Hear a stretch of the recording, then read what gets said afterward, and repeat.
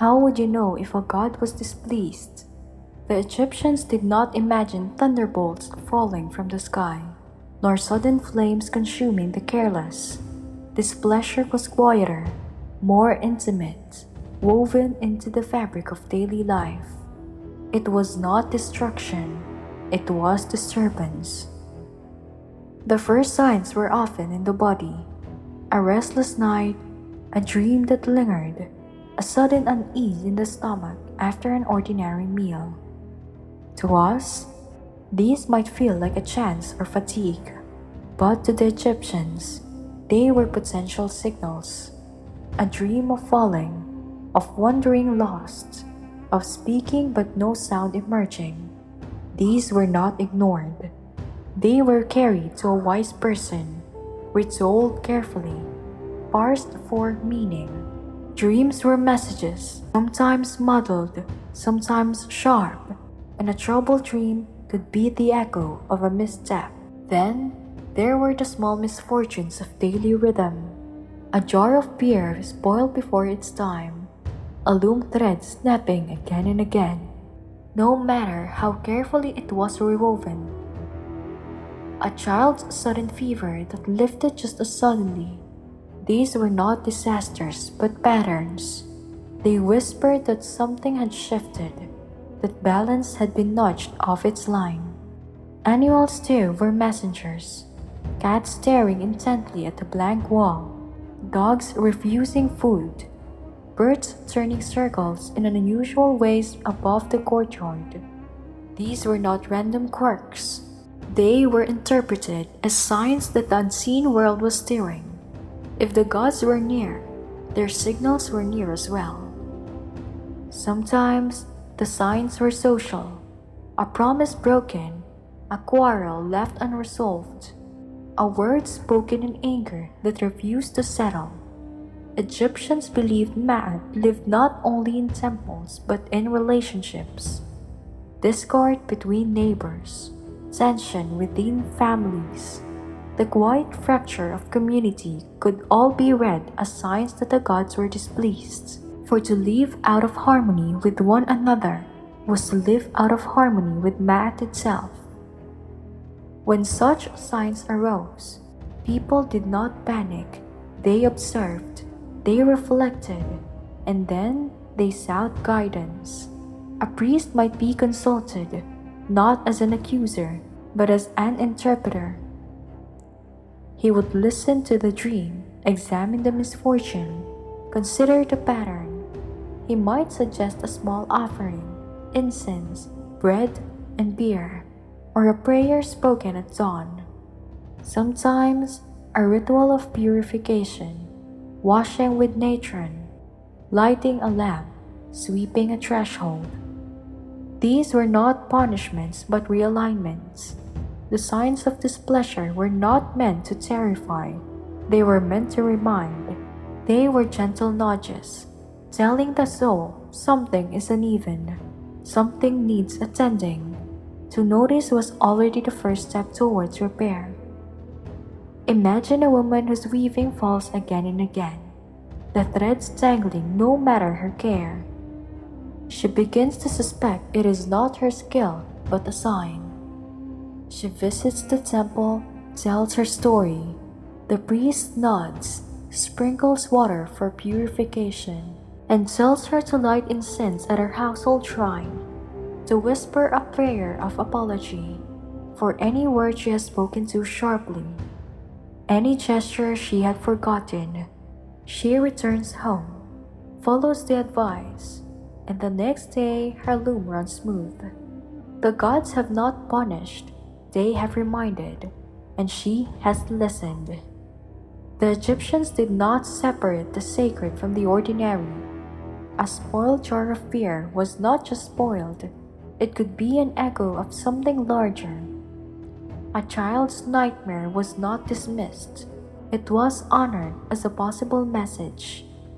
To live in Egypt was to live alert to these signs, not with fear, but with attentiveness, like a gardener watching the tilt of each plant, the quality of each leaf. And once the signs were seen, what then? How did you make things right again? The Egyptians had rituals for this, not grand terrifying sacrifices, but small steady gestures. Bread placed on an altar, incense rising in smoke, a confession whispered into the air. In the next part, we'll step into those rituals of making right and see how balance was restored. When a misstep had been noticed, a dream unsettled, a promise broken, a silence where words of courtesy should have been, the next step was not despair but action.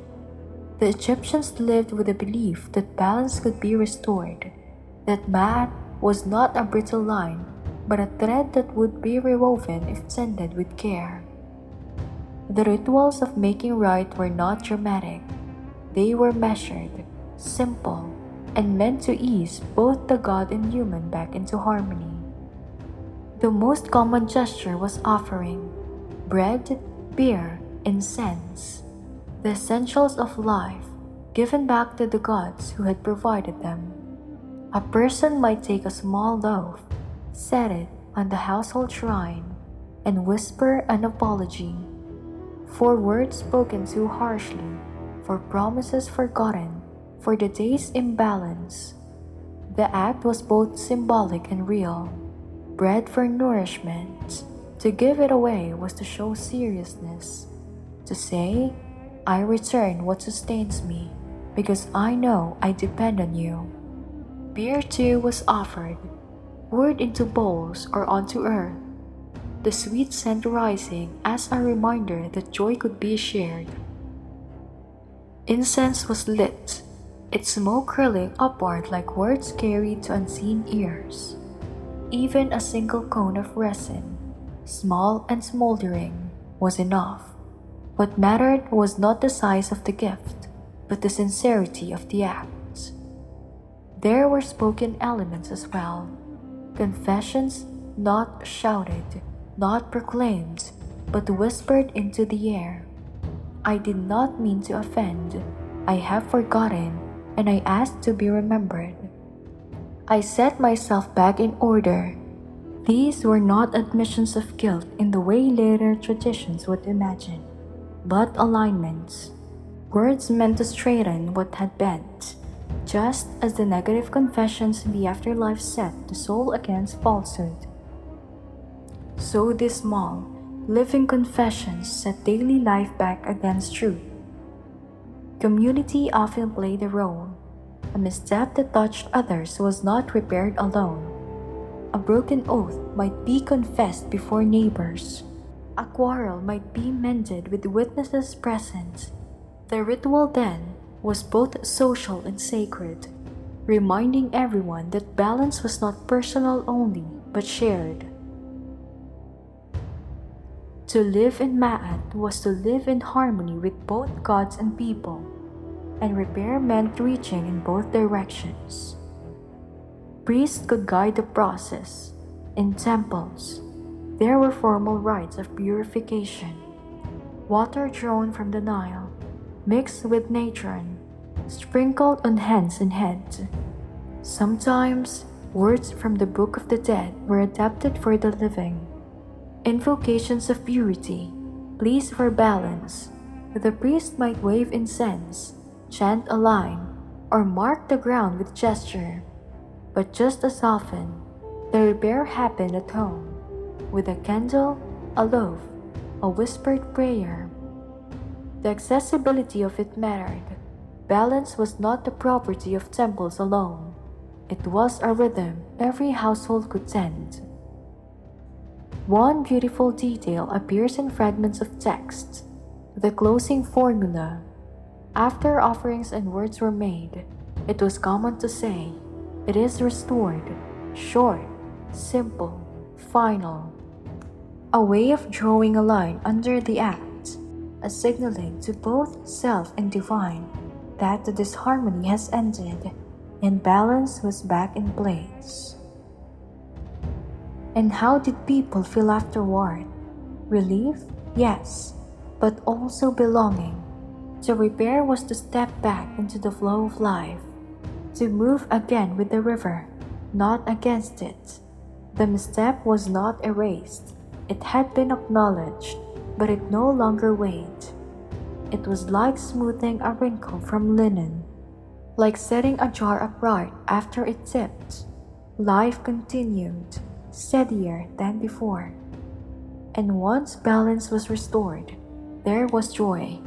Festivals and processions, music and color, reminded people that the gods were not distant tyrants but neighbors, companions in celebration. To see the repair was to see the return of belonging, and that is where we turn next, into the festivals, the songs, and the scent of incense carried through the streets.